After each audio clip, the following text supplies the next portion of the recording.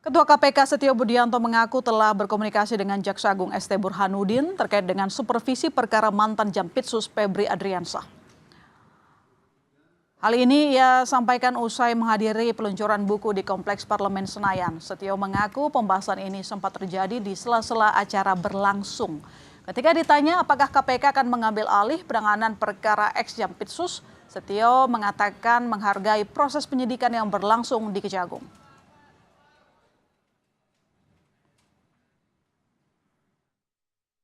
Ketentuan ada pasal 6 yang mengatur tentang kewenangan, koordinasi, dan supervisi. Nah, nanti sambil kita tindak lanjuti, meskipun secara permintaan secara lisan sudah disampaikan, nanti kan pasti ada permintaan juga secara tertulis dan akan dibahas sesuai dengan SOP yang ada di KPK. Komunikasi formal secara resmi antar kelompoknya sudah mulai berjalan belum? Ya, sudah mulai jalan. Gitu. Masuk komunikasi Bapak dengan Pak Jaksa Agung? Tadi kan sebelahan saya sama beliau duduknya. Sudah membahas kali itu dengan Pak Jaksa Agung aja. Sedikit banyak sudah adalah pembahasan dari beberapa waktu yang lalu. Artinya itu menunjukkan keseriusan daripada Kejaksaan Agung untuk menindaklanjuti penanganan ini. Usai menerbitkan 3 surat perintah penyidikan atau sprindik kasus ex-Jampitsus Kejaksaan Agung membentuk tim khusus untuk mempelajari berkas dan bukti dari penyidik kepolisian. Kapus Penkum Kejagung Anang Supriyatna menyebut tim khusus terdiri dari 9 orang yang mayoritas diisi oleh jaksa mantan anggota Komisi Pemberantasan Korupsi KPK. Kami terbitkan makanya sprindik yang sifatnya khusus, kita bentuk tim khusus. Ini terdiri dari 9 orang. Yang jelas sebagian besar penyidik-penyidik ini yang berasal mantan alumni KPK. Jaksa-jaksa yang pernah bertugas di KPK. Kurang lebih 9 orang, di antaranya ada Saudara Priyono, ada Saudara Katarina Gesang, ya. Ada Jata Dungalo. Sementara itu, Menteri Migrasi dan Pemasyarakatan Agus Andrianto menjelaskan, ex-Jampitsus Febri Adriansah dicekal 20 hari usai jadi tersangka kasus dugaan korupsi dan TPPU atas permintaan Polda Metro Jaya.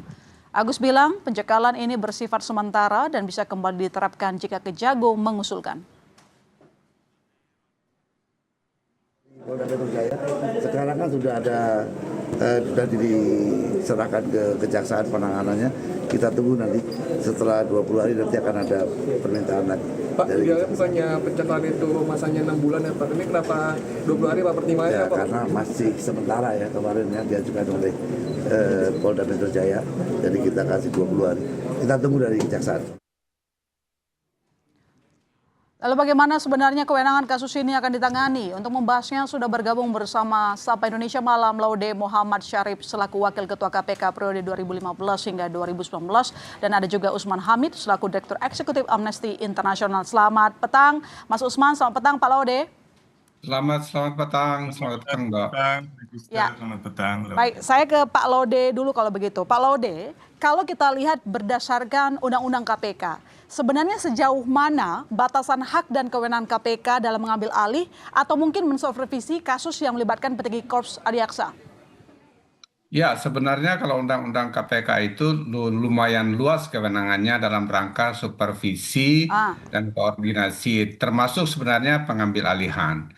Yang paling pertama dulu itu didahulukan adalah supervisinya. Jadi kalau ada kasus korupsi yang ditangani oleh pihak kepolisian atau kejaksaan, diminta maupun tidak diminta, KPK itu bisa melakukan supervisi atas kasus itu.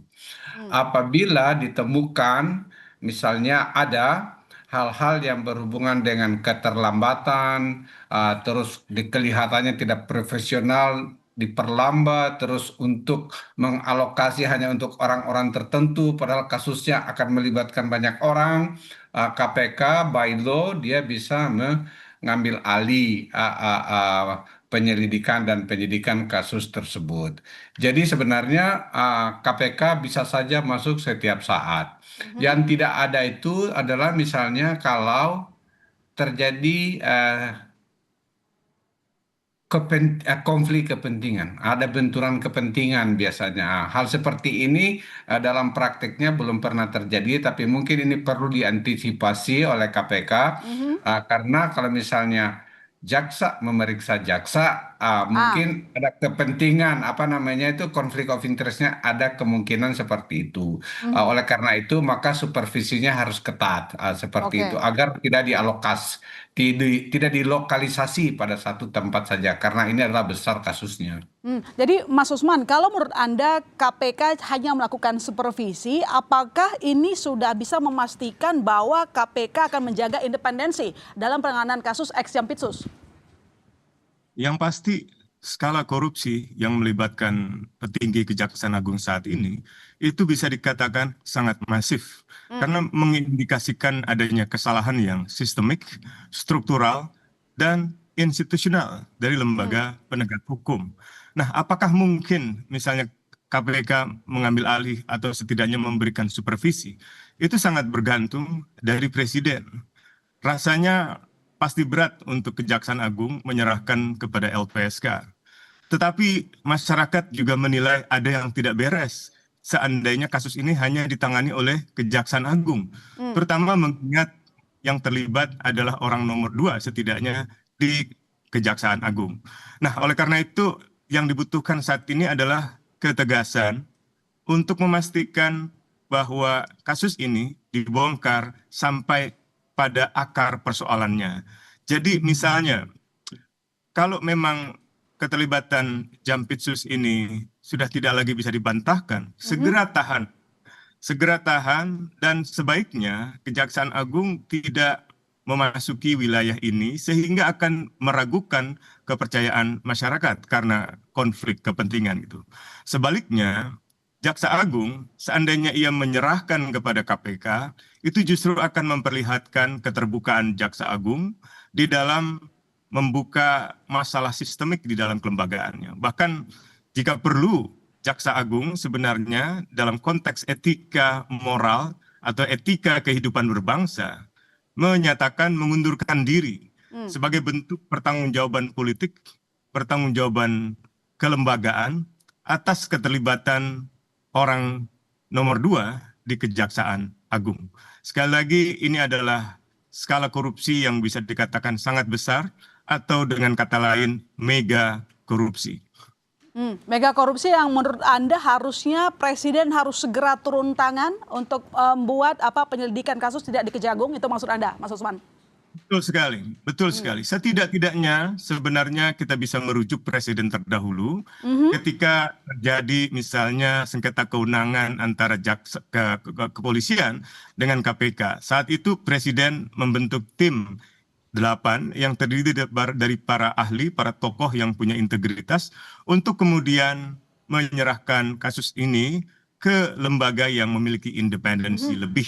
Nah, dalam kasus ini kejaksaan tersangkut dengan konflik kepentingan. Meskipun ada beberapa, tadi disebut Bu Katarina Girsang, saya mengenalnya dengan baik saat di KPK, tetapi akan sangat sulit bagi kejaksaan untuk benar-benar berjarak, apalagi seandainya kasus korupsi Febri ini benar-benar dibongkar, baik itu asuransi Jiwasraya, Asabri, atau korupsi di PT Timah, atau bahkan korupsi sektor batubara yang jelas merugikan masyarakat banyak, terutama hak untuk penerangan, hak atas standar hidup yang layak melalui ketersediaan listrik di berbagai daerah gitu. Jadi saya kira sekali lagi harus ada pertanggungjawaban etika, pertanggungjawaban moral, dan ini sebenarnya amanat dari reformasi, yaitu di dalam TAP MPR tentang etika kehidupan berbangsa.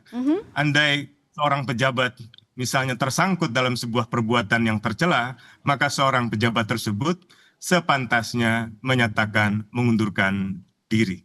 Oke, baik, saya ke Pak Lode. Pak Lode, ini kan disampaikan tadi sudah ada tim khusus yang dibentuk dan melibatkan ada 9 jaksa bekas di KPK. Anda kenal nggak alumni itu? Ya, saya kenal semuanya.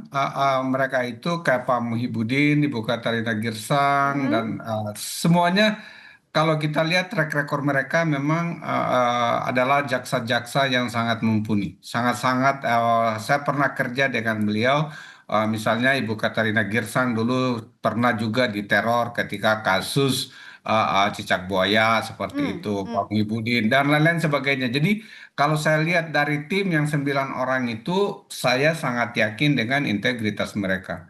Namun demikian pada saat yang sama juga untuk apa namanya ya, untuk mencegah pikiran-pikiran yang tidak baik dari masyarakat gitu misalnya, karena ini adalah jaksa di apa namanya disidik oleh jaksa sendiri. Oleh karena itu memang uh, uh, supervisi KPK itu harus jauh lebih ketat, jauh lebih ketat agar tidak terjadi apa namanya ya,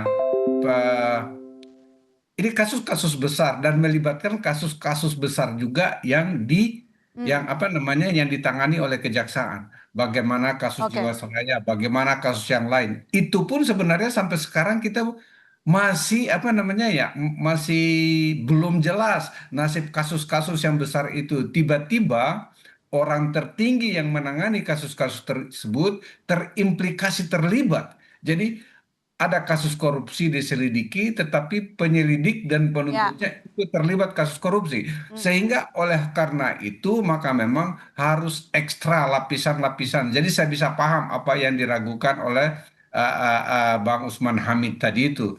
Oleh karena itu, pada saat yang sama saya juga berharap bahwa kepada KPK dan Kejaksaan agar supervisinya betul-betul lebih ketat, dan salah satunya sebenarnya itu adalah diberikan waktu batasan-batasan. Misalnya, ini kan kayak pelimpahan sudah tersangka di kepolisian, terus di kejaksaan menjadi diperiksa sebagai saksi dan belum dinyatakan sebagai saksi. Mungkin ini kalau kita lihat sebagai takutnya ini adalah jangan sampai diperadilankan karena pelimpahan bukan P21 itu nggak dikenal dalam KUHP.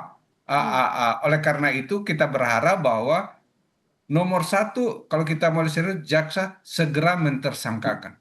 Kalau sudah mentersangkakan, segera menahan. Seperti itu. Jadi dalam waktunya ini hitungan minggu per minggu. Karena barang bukti yang didapat sekurang-kurangnya yang dilihat oleh masyarakat sudah jauh lebih cukup untuk mentersangkakan orang tersebut. Dan kedua untuk menahannya. Yang ketiga adalah siapa saja aktor-aktor yang terlibat, karena tidak mungkin dilakukan oleh hanya satu orang. Itu dari segi kejaksaan. Dari segi kepolisian, ini perlu juga bahwa untuk melakukan investigasi dan penyidikan kasus-kasus internal mereka yang berhubungan dengan MBG. Karena ini sebenarnya yang sedang disidik oleh kejaksaan. Baik. Dan tiba-tiba ada surat dari kejaksaan yang mengatakan bahwa untuk dihentikan dulu semua penyidikan yang berhubungan dengan MBG. Kalau begini jangan sampai ini kayak barter sesuatu untuk mengamankan semua orang. Jadi barter kalau sekarang sesuatu. kejaksaan ada niat baik untuk menyidik internal kejaksaan, kita berharap Kapolri segera menyidik dan menyelidiki juga internal polisi yang berhubungan dengan kasus-kasus MBG. Mas Usman, Anda melihat hal yang sama bahwa ada indikasi penciuman, kita cium ada barter di belakang layar? Nanti dijawab. Kami segera kembali saudara, tetap di Sapa Indonesia Malam.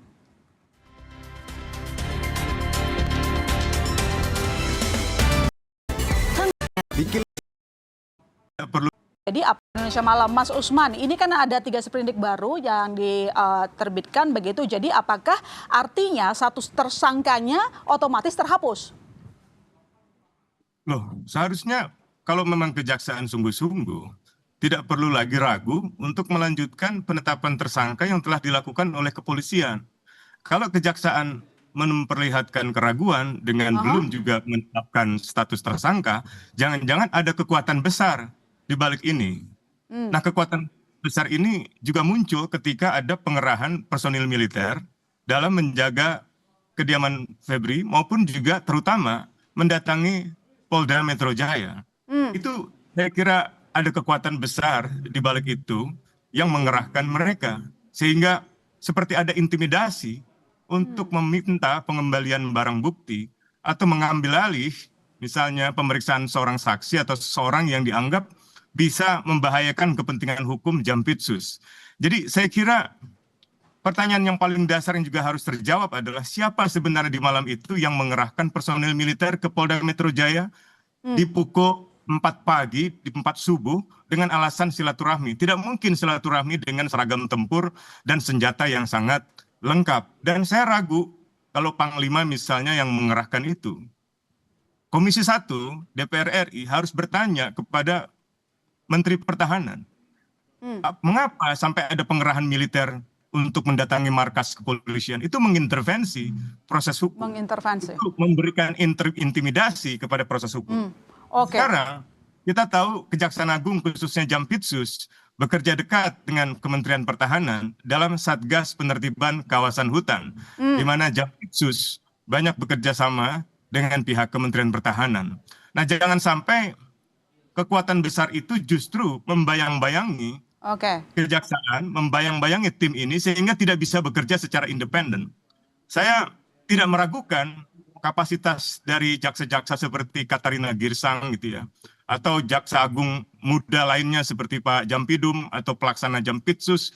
Tapi sebaiknya tidak ada unsur Kejaksaan Agung di dalam penanganan perkara ini, sehingga objektivitas dan independensi tim yang menangani perkara ini itu bisa terjaga. Baik, kalau menurut Pak Laude, pandangan Anda gimana dengan penertiban 3 sprindik baru?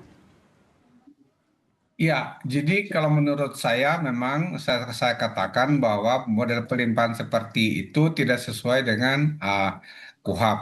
Oleh karena itu oleh karena itu untuk menunjukkan keseriusan dari kejaksaan harus segera menetapkan Pak Febri itu sebagai tersangka baru. Tapi dengan diterbitkannya sprindik baru, apakah ini otomatis juga menghapuskan status tersangka, Pak Laude?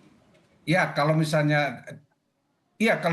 sekarang yang diterbitkan itu kan sprindik, bukan sprindik. Jadi belum dianggap sebagai tersangka oleh kejaksaan. Oleh karena itu mungkin saya bilang sehari 2 hari ini harus segera ditetapkan sebagai tersangka. Karena kalau ditetapkan sebagai tersangka atau mungkin karena belum diperiksa ya.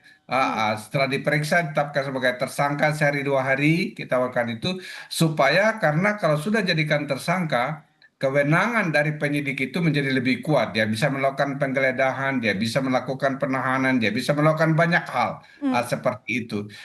Dan menurut saya tidak perlu ditunggu karena di polisi pun sudah ditetapkan sebagai tersangka sebelumnya. Tetapi kan sekarang kelihatannya masih sebagai mereka sebagai saksi dulu di kejaksaan. Sekali lagi saya ingatkan bahwa oleh karena itu maka KPK seharusnya perlu untuk melakukan supervisi yang ketat atas kasus ini. Oke, baik. Mas Usman, ini kan kasusnya diambil alih masih dalam proses penyidikan. Jadi artinya bagaimana harusnya para APH ini memastikan penanganan kasus harus independen, tidak ada intervensi yang seperti Anda khawatirkan tadi? Harusnya tetap ditangani oleh kepolisian terlebih dahulu dengan pengawasan dari Kompolnas dan juga. Jadi sekarang ketika dialihkan dalam proses penyidikan sesuai dengan KUHAP atau tidak? Saya kira tidak dikenal pengambil atau penyerahan semacam itu. Apalagi misalnya penetapan tersangka kepolisian belum diikuti dengan penahanan yang bersangkutan. Tiba-tiba sudah dalam tanda petik diambil alih oleh Kejaksaan Agung. Ada kesan munculnya kekuatan besar yang mengintervensi proses ini sehingga Febri misalnya dalam hal ini bekas Jampitsus mendapatkan perlakuan istimewa, tidak sempat ditahan, tidak sempat diborgol, dan bahkan besar kemungkinan akan mendapatkan perlindungan politik. Nah, ini yang saya kira harus dicegah dan Presiden harus menegaskan komitmennya kalau sungguh-sungguh memberantas korupsi, jangan sampai pandang bulu gitu. Apakah dia seorang Jampitsus atau bukan? Ini kan korupsinya sangat besar ya. Dan dugaan saya sprindik yang lebih dari 2 itu juga berkaitan dengan mega korupsi yang melibatkannya, baik itu korupsi di Asabri, korupsi di Timah, korupsi di Jiwasraya, maupun juga korupsi tata kelola batubara yang banyak merugikan masyarakat karena pemadaman listrik gitu. Nah, seharusnya perkara-perkara semacam itu tidak di-split, tidak dipisah, sehingga akan akan melemahkan atau akan menyulitkan proses pembuktian. Jika memang seorang Jampitsus terlibat dalam keseluruhan tindak pidana korupsi tersebut, ya seharusnya berkasnya disatukan saja. Dan lebih penting dari itu adalah bagaimana memastikan proses pengusutan kasus ini benar-benar berjalan secara objektif dan independen. Satu-satunya jalan saat ini sebenarnya adalah ke KPK. Kalau memang tidak bisa dilanjutkan oleh pihak kepolisian. Sekali lagi, publik sangat menantikan langkah serius di dalam membongkar mega korupsi yang melibatkan Jampitsus. Ya, jadi Pak Laude, jadi sebenarnya secara hukum acara, apakah memang kedudukan KPK bisa lebih tinggi atau setara dengan Jaksa Agung dalam Polri dalam konteks pembagian urusan supervisi kasus? Ya, kalau untuk supervisi memang KPK itu diberi tugas oleh undang-undang bisa mensupervisi kasus-kasus korupsi yang ditangani oleh polisi maupun oleh kejaksaan. Yang dikhawatirkan masyarakat itu karena kejaksaan menyidik seorang jaksa, sehingga ada kesan, bukan ada kesan, ini bisa dianggap akan menimbulkan benturan kepentingan. Oleh karena itu mungkin yang paling ideal forumnya adalah akan diserahkan kepada KPK seperti itu. Tapi namun demikian kelihatannya agak susah. Oleh karena itu sambil menunggu perjalanannya sehari, 2 hari, 3 hari ini, kita bisa melihat bahwa saya mengusulkan agar KPK itu sudah membentuk tim supervisinya sendiri, agar betul-betul day to day itu mereka bisa mengawasi kasus ini dengan baik.